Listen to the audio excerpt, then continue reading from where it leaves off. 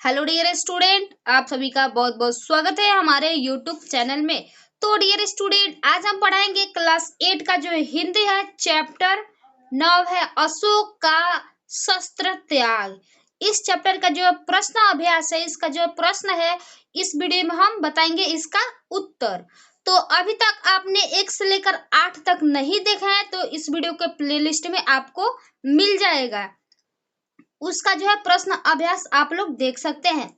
तो चलिए इसमें का जो हम प्रश्न अभ्यास देखेंगे। क्या पूछ रहा है प्रश्न अभ्यास? तो प्रश्न अभ्यास कर रहा है पाठ से, ठीक है।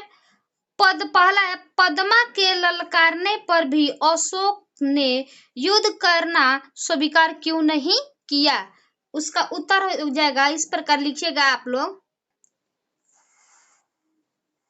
इसका उत्तर है पहला का, पद्मा स्त्रियों की सेना लेकर युद्ध के लिए ललकार रही थी, लेकिन अशोक ने युद्ध स्वीकार नहीं किया क्योंकि अशोक स्त्रियों पर हाथ उठाना पाप मानते थे।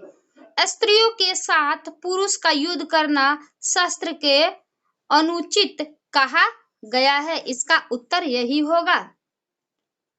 दूसरा है, पद्मा को अशोक से बदला लेने का अच्छा अवसर था, तब भी उसने अशोक को जीवित क्यों छोड़ दिया?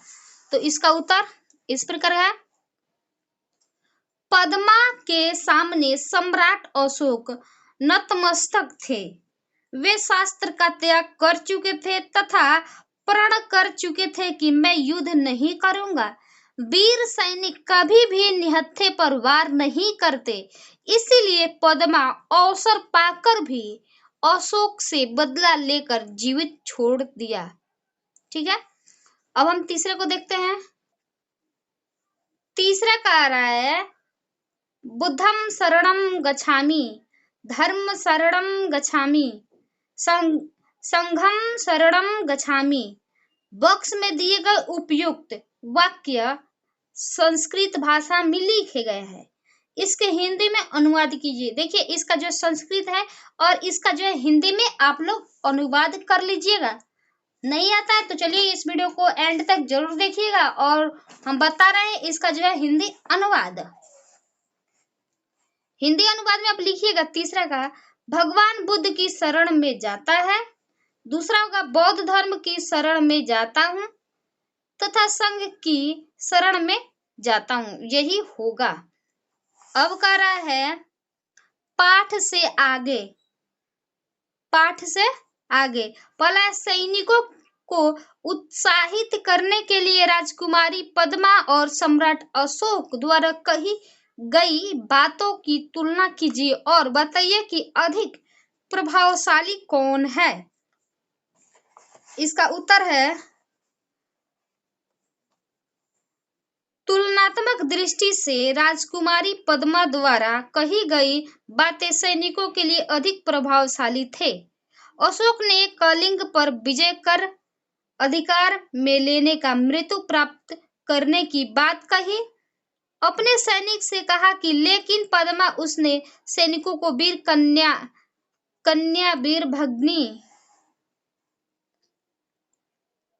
वीरों की पत्नी का स्त्रियों में वीर रस का संचार कर देती है। इसके साथ साथ पिता, भाई, पुत्र, पत्नी के हथियारों से लोहा लेकर मातृभूमि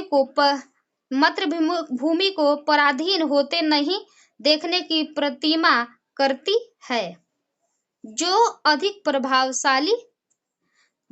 जो है प्रभावशाली है। तो आगे देख लीजिए। दूसरा का है, इस एकांकी को कहानी के रूप में लिखे। इस एकांकी को कहानी के रूप में लिखना है तो आप लोग देखिए इस प्रकार आप लोग लिख लीजिएगा। इसका उत्तर कहानी रूप में सारांश है, उन्हें लिख देने से उत्तर हो जाएगा। तो इसमें कहानी का जो है सारांश लिख दीजिएगा। अब तीसरा कह रहा है, तीसरा, अगर आप पद्मा की जगह होते तो क्या करते? तर्कपूर्ण उत्तर दीजिए। तो इसका जो है तीसरा का जो है इस प्रकार है, अगर हम अशोक या पद्मा की जगह होते तो वह व्यवहार करते जो वीरोचित व्यवहार दोनों ने किया। चौथा कह रहा है कल्पना कर बताइए यदि अशोक और पद्मा का युद्ध हो गया होता तो क्या होता। तो इसका जो है चौथा का इस प्रकार है, अगर अशोक और पद्मा का युद्ध हो गया होता तो कल्पना किया जा सकता है कि लाखों लोग मारे जाते, लाखों लोग घायल होते तथा अशोक और भी क्रूर हो जाता। वह बौद्ध धर्म स्वीकार नहीं करता। 5 नंबर का रहा है अस्त्र और शस्त्र में अंतर को लिखे।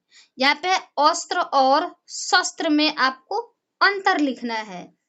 तो अस्त्र किसे कहते हैं, वह हथियार जो अपने हाथ में लेकर मारा जाता है उसे अस्त्र कहते हैं।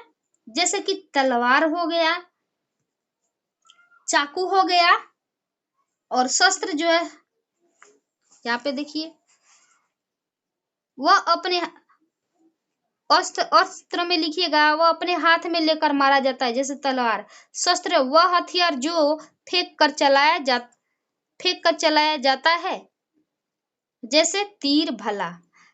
तो अस्त्र शस्त्र में आपको अंतर मालूम चल गया। अस्त्र को फेंक कर अपने हाथों में लेकर मारा जाता है और शस्त्र को फेंक कर मारा जाता है। 6 नंबर का रहा है युद्ध में हानि विषय पर अपने मित्र को एक पत्र लिखिए। तो देखिए आपको यहाँ पे एक पत्र लिखना है, अपने मन से लिख लीजिएगा। आगे देखते हैं व्याकरण। नीचे 3 वाक्य दिए गए हैं जो प्रश्नवाचक, पूर्ण विराम और विषमयादि स्थितियों को प्रकट करते हैं। पढ़िए और समझिए। आपको क्या करना है, पढ़ना है, समझना है।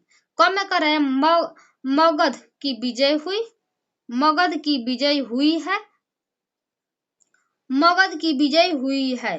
ठीक है, उसके बाद से जो है उक्त उदाहरण के आधार पर ऐसे 3 वाक्यों को लिखे।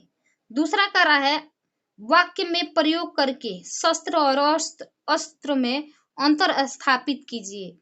तो आपको सेम वही लिखना है जो 5 नंबर में लिखा। हमने बताया अस्त्र वह हथियार है जो अपने हाथों में रखकर चलाया जाता है जैसे तलवार हो गया, और शस्त्र वह हथियार है जो फेंक कर मारा जाता है, चलाया जाता है, उसे शस्त्र कहते हैं। यही आपको लिखना है। उसके बाद से कह रहा है गतिविधि। गतिविधि में जो है पहला इस एकांकी के कुछ संवाद जो सीले आवाज में कहे गए हैं और कुछ नरम आवाज में, ऐसे 2-2 संवाद को लिखिए और अभिनीत कीजिए। दूसरा है किसी उत्सव के मौके पर एक एकांकी का मंचन कीजिए। तो आप लोग लिख लीजिएगा। तो फिर मिलता है अगले इंटरेस्टिंग वीडियो में। तब तक के लिए हमारे चैनल से जुड़े रहे। Thank you for watching my video.